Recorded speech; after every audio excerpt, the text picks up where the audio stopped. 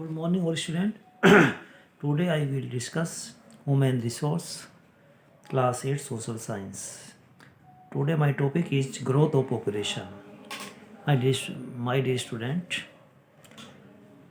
population is always in a state of flux. जनसंख्या जो है हमेशा किसी भी स्टेट के लिए flux. The net change in population between two fix period. जो जनसंख्या का वितरण होता है दो निश्चित समय अंतराल में होता है. Of time expire in percentage is called the growth rate of population, जिसे हम जो है ग्रोथ रेट ऑफ पॉपुलेशन कहते हैं, जनसंख्या वृद्धि दर कहते हैं. द ग्रोथ रेट में भी निगेटिव, जो जनसंख्या वृद्धि है वो निगेटिव भी हो सकती है, नकारात्मक भी हो सकती है. इफ़ द पॉपुलेशन डिक्लाइन, जब जनसंख्या कम हो रही होती है. And positive if it increase during a given time of period, जब एक निश्चित समय में वो बढ़ रही हो तो वो हमारी पॉजिटिव यानी कि धनात्मक भी हो सकती है. The growth of population is affected by the birth rate. जो जनसंख्या वृद्धि है उसको जन्म दर, death rate and by the large scale migration, जो एक बड़े स्तर पर जो मूवमेंट होता है, माइग्रेशन होता है, वो उसको प्रभावित करता है. It increases when birth rate is more, वह जब बढ़ती है जब जन्म दर बढ़ती है. देन द डेथ रेट, और जब मृत्यु दर की अपेक्षा में जन्म दर बढ़ती है तो हमारी जनसंख्या बढ़ती है. एंड जब इन माइग्रेशन इज मोर, और जब हमारा जो है माइग्रेशन जो है ज़्यादा होता है. देन द आउट माइग्रेशन, जब हमारा इन माइग्रेशन जो है आउट माइग्रेशन से ज़्यादा होता है तब भी हमारी जनसंख्या बढ़ती है. So birth rate is the number of births per thousand persons in a specific time, and death rate is the number of deaths per thousand person in a specific time period. बच्चों जो जन्म दर होती क्या है तो हम किसे कहते हैं 1000. If the number of birth पर 1000%, जब 1000 लोगों पर जो हमारी बच्चों की जनसंख्या होती है उसे हम जन्म दर कहते हैं. और जो हमारी डेथ रेट होती है वो पर 1000% पर जो है हमारी वो डेथ रेट होती है. Every 6 person on the earth is an Indian. अगर हम देखें जो हमारी जो पृथ्वी है उसका छठा व्यक्ति जो है वो भारतीय है.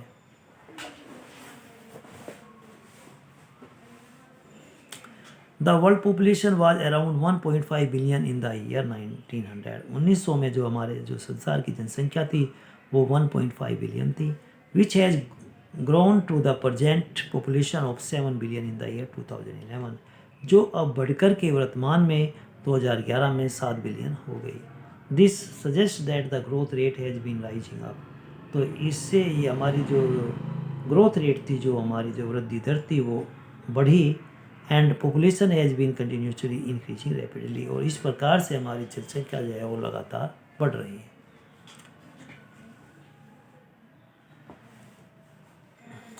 The growth in population of India has rapidly increasing during the last century. हम पिछले शताब्दी में देखें तो भारत की जो है जनसंख्या वृद्धि जो है बड़ी तेज़ी से बढ़ रही है. In particular it has gone up to from about 400 million in 1961, जो भारत में ये 400 मिलियन हो गई थी, to over a billion way people in the year 2011. In this, जब ये 2011 में ये 1 बिलियन से ज़्यादा हो गई. इन दीज 50 ईयर्स, इन 50 वर्षों में हम देखें the country has added more than 700 million people, which makes the growth rate alarming. और इस प्रकार से जो हमारी वृद्धि दर को जो है वो एक चुनौती दे रही है. It is estimated that at his rate of growth in population, अगर हम एस्टिमेट निकालते हैं कि अगर हमारी जनसंख्या वृद्धि दर इसी प्रकार से बढ़ती रही तो the country will almost double its population in the next 36 year. तो इस प्रकार से हमारी जो जनसंख्या जो है वो 36 जो आने वाले 36 वर्षों में दूनी हो जाएगी. Composition of human resources. The composition of human resources including different attributes of the population. It includes age structure, sex ratio, literacy rate, ratio of rural-urban population, working and non-working population, etc. हमारी जो human जो मानव संसाधन का जो संरचना होती है उसमें हमारी अलग अलग जो है हमारे बिंदु होते हैं. इट इंक्लूड्स एज स्ट्रक्चर होता है, सेक्स रेस होती है, लिटरेसी रेट होती है, rate of rural urban population, working and non working population होती है. It all these parameters play an important role in reflecting occupation, lifestyle and social status of the population. ये सभी जो है पैरामीटर्स एक मुख्य रोल भूमिका अदा करते हैं हमारे जो व्यवसाय को प्रभावित करने में, हमारी जीवन शैली को और हमारी सामाजिक दशा को जो है प्रभावित करने में. Let us study three important attributes of human resources. अभी हम तीन मुख्य जो है मानव संसाधन के बारे में पढ़ेंगे. Age structure, sex ratio and literacy rate. Age structure of population is an important component of demographic structure. जो हमारा एज स्ट्रक्चर है, जो हमारी आयु संरचना है जनसंख्या की, वो एक प्रमुख जो है हमारा तत्व है डेमोग्राफिक स्ट्रक्चर में. It refers to the number of people belonging to different age groups. इसमें जो है अलग अलग जो है आयु वर्ग में जो है अलग अलग लोग जो हैं वो इसको बिलोंग करते हैं. जनरली समान तौर पर the population is categorize into 3 broad age groups. इसमें हम जनसंख्या को मुख्य रूप से 3 जो है वर्ग ग्रुप में, जो आयु वर्ग में इसको हम वर्गीकृत करते हैं. People below 14 years comprising of young population. जो 14 वर्ष से कम आयु के लोग हैं, बच्चे हैं, उन्हें हम जो है यंग पॉपुलेशन में ऐड करते हैं. People between 15 years to 59 years make up adult population and people between 59 years and above is old population. जो हमारे 59 वर्ष और उससे अधिक आयु के लोग हैं उन्हें हम ओल्ड पॉपुलेशन के भागों में डिवाइड करते हैं. A large number of children below 15 years and older people above 59 years come under dependent population. एक बहुत बड़ी संख्या में जो 15 वर्ष से कम आयु के बच्चे हैं और जो 59 वर्ष और उससे अधिक आयु के लोग हैं उन्हें हम डिपेंडेंट पॉपुलेशन के नाम से जानते हैं. On the other hand the number of population in the age group of 15 to 59 years as defined as the productive population. जो 15 से 59 वर्ष के बीच का जो आयु वर्ग है उसे हम प्रोडक्टिव पॉपुलेशन के नाम से जानते हैं. As they are biologically most reproductive and economical active. वे जो है हमारे जो है बायोलॉजिकली के हिसाब से देखें तो हमारे रिप्रोडक्टिव हैं और अगर हम इकोनॉमिकली हिसाब से देखते हैं तो एक्टिव हैं.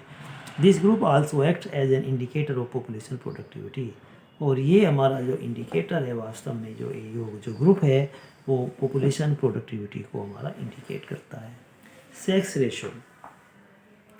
Sex ratio it is the ratio between the number of females and males in a population. ये हमारा जो है रेशो है between the number of female and males जनसंख्या में. और the sex ratio is express as number of females पर 1000 mail.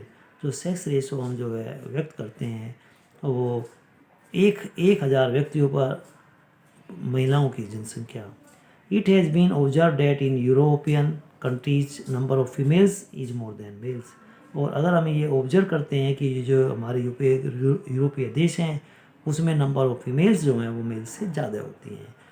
Europe has high और फेवरेबल सेक्स रेशो. क्योंकि यूरोप के अंदर जो है अधिक सेक्स रेशो होता है. Rising sex ratio has been recorded since the early 1980 and has since then continue to increase with no signs of reversing. In India the sex ratio was recorded as 943 in 2011 which had declined from 972 as ordered in 1901. अगर हम 1901 में देखें तो हमारा 972 था और अगर हम 2011 में देखें तो 943 जो है हमारा सेक्स रेशो है. Sex ratio in India is declining due to the several reasons. Of these most common are number first is the preference for male child due to social, economic and religious reasons. यहाँ जो है जो male child होते हैं उसको ज़्यादा जो preference दिया जाता है, अहमियत दी जाती है सामाजिक, आर्थिक और धार्मिक कारण के कारण. Infant mortality rate is higher among girls than among boys. यहाँ जो हमारे पास जो मृत्यु दर है वो लड़कों की तुलना में लड़कियों की ज़्यादा है.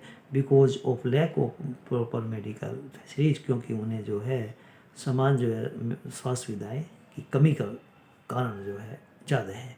General neglect of female children during childhood is largely responsible for high female mortality rate.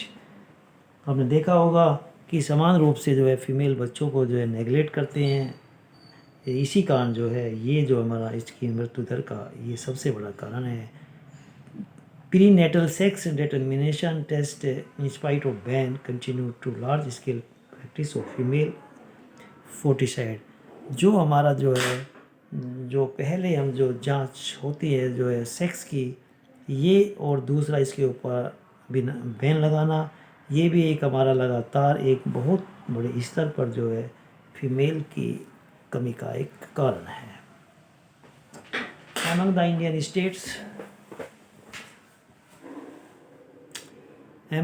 states, the state of Kerala had highest sex ratio of 1084 and Haryana had the lowest sex ratio of 879 in the year 2011।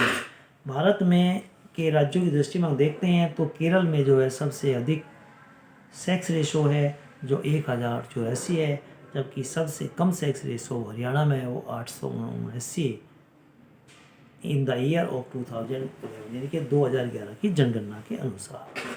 Literacy rate is the percentage of people who can read and right in a certain country. साक्षरता दर वह होती है उन लोगों की जो प्रतिशत होती है जो लिख और आसानी से पढ़ सकते हैं। Literacy rate varies from country to country and from rural to urban population in the same country. एक देश में जो है एक देश से दूसरे देश में एक और ग्रामीण क्षेत्र से शहरी क्षेत्र में वो जो है अलग अलग होता है। It is more among male than female population. यह मेल में ज़्यादा होता है, फीमेल में कम होता है। More in urban areas than in the rural areas. Urban शहरी क्षेत्रों में ज़्यादा होता है, ग्रामीण क्षेत्रों में कम होता है। The literacy rate of any country is an important indicator. ये किसी भी देश का जो साक्षरता दर उस देश के लिए प्रमुख इंडिकेटर होता है और it affect the socio economic development of nation. और ये किसी भी देश के जो सामाजिक आर्थिक विकास का एक कारक होता है। The people of country are its real है wealth. They make us of a country resource. Population is an asset for the country rather than a liability. It is an important indicator of the socio economic strength of a country. Population becomes human capital when there is investment made in education, health and skill development. So investment in human capital yields highest return. Therefore, in the entire process of development, the focus should be on the well-being of human being। इससे ये देखने पड़ता है कि अगर हम जो है अगर हमें किसी भी देश का अगर हमें सामाजिक और आर्थिक विकास करना है तो हमें जो मानव पूंजी है उसके ऊपर हमें ज़्यादा से ज़्यादा इन्वेस्टमेंट करना चाहिए, यानी कि शिक्षा, स्वास्थ्य और उसके स्किल विकास पर। उसी से हम जो है किसी भी देश का जो है हम ज़्यादा से ज़्यादा विकास कर सकते हैं।